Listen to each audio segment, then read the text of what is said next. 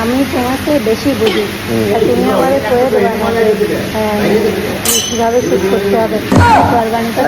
ক্যামেরাম্যানদের কি বলার লাগে আচ্ছা ক্যামেরা প্রতিবার কি বলার 3 মাসের টাকা পাই, 3 টাকা দেওনি, 3 মাসের টাকা পাই আমি যে ওর ক্যামেরাম্যান, 3 মাসের টাকা বাকি। আর আমি এই কথা বললি সমস্যা যে হচ্ছে আমি যে তোমার 6 বছর ধরে খাটতেছি, তুমি আমাদের টাকা দেবে, আমি এই কথা বললি সমস্যা। আচ্ছা ওই টাকা কি আমার কোনো জায়গায় তুমি টাকা দেখাতে পারবা যে এখানে টাকা রাখিস আমি ওই কাজের টাকা? আমি তো বলিনি যে আমি দেখাতে পারি, তাহলে আমি কি বলেছি?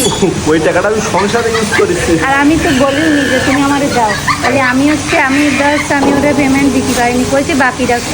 ও তো আমার সেই 6 বছর ধরেই বলে আসতেছে যে তুমি বাকি রাখো, আমি তোমারে দেবানি, আমি তোমারে দেবানি।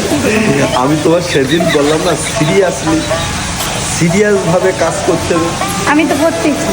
তাহলে তুমি আমার শুরুতে বলতে দেখো আজকে কিন্তু শ্যুট করবো, বা খালি আমি আমার ক্যামেরার সামনে আনতাম না, আগে কথাটা বোঝো।